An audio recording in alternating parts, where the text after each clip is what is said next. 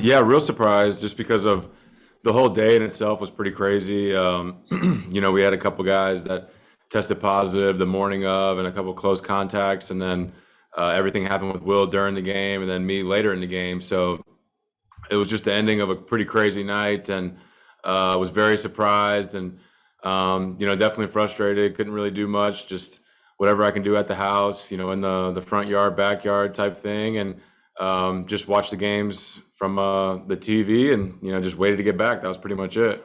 It was crazy. I was just talking to Skip about how crazy of a day it's been, and I ran out to the field, and then they called me back, and I wasn't sure if we were doing like a double switch or just coming out of the game. The game was, pretty out of hand. So I wasn't sure if they were just taking us out to take us out. And then it seemed within like 5-10 minutes, I was on a bus back to the hotel and gone from the team for the 7 days. And then that was pretty much it.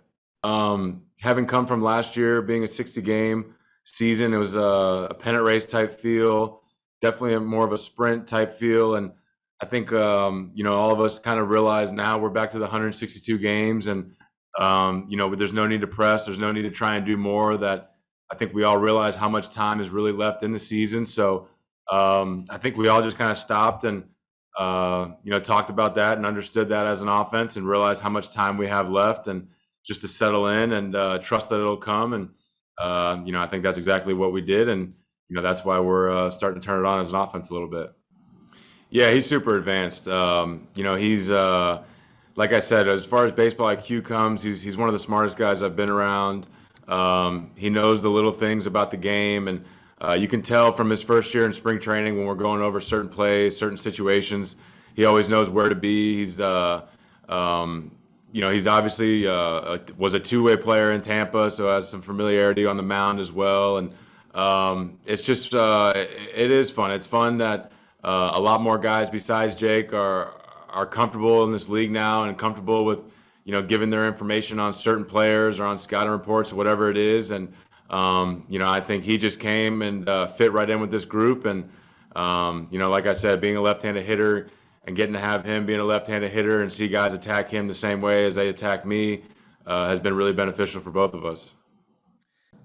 Eric, it's a private matter that everyone has, but you're a public figure. I mean, can you talk about the decisions that you guys have had to make during this for your own personal, like vaccine or not? I mean, it's very personal, and then there's the team aspect as well.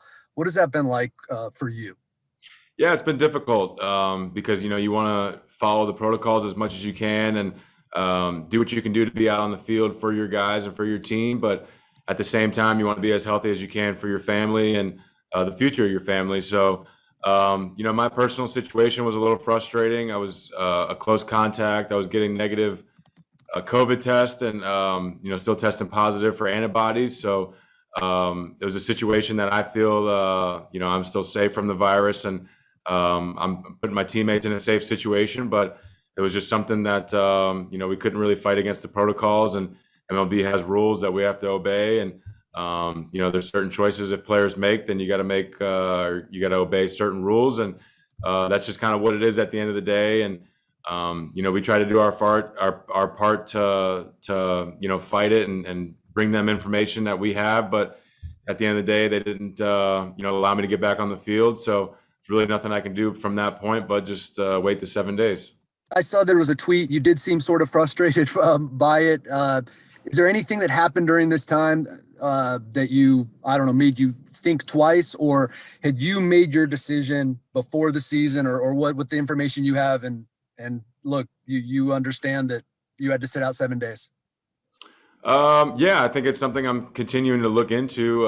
It's a decision that I haven't made a permanent decision. It's something that, I think we all just want to research a little more. And, like I said, having the antibodies, I felt like it would buy me some time to look into, different vaccines or different shots and see what's ideally the best one for me. But, it definitely would be frustrating if this is, late in September or even October and this had to happen. So, it's tough. You want to be healthy, and you want to be out there for your guys as well. So, maybe it's something we continue to look into and, see where we're at, in a month or so from now. Hi, Eric. I know we've asked you 100 questions about Fernando Tatis, but how is it possible for a player like that to come off IL with no baseball activities and do what he's done the past couple of days?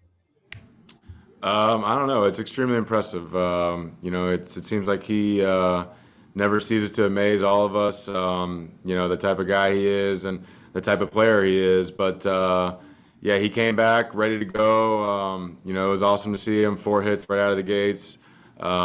He's just that's the type of impact he has on the team. That's the type of player he is, and I think that's why he's such a special talent because there's just certain things that he does, and it doesn't seem like he's normal. It just seems like he's that much more gifted than everybody else, and it's fun to be a part of, and it's fun to have a great seat to watch him do all this.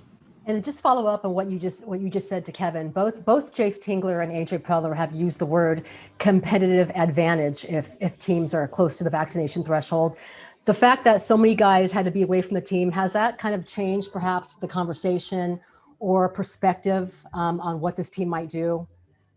We'll see. I think it's something that all of us will kind of find a good time to talk about. We're going to be on the road here for a long time, so we'll see. Maybe it's something we all sit down and kind of reevaluate as a group and individually see where everybody's at, and then make a decision from there.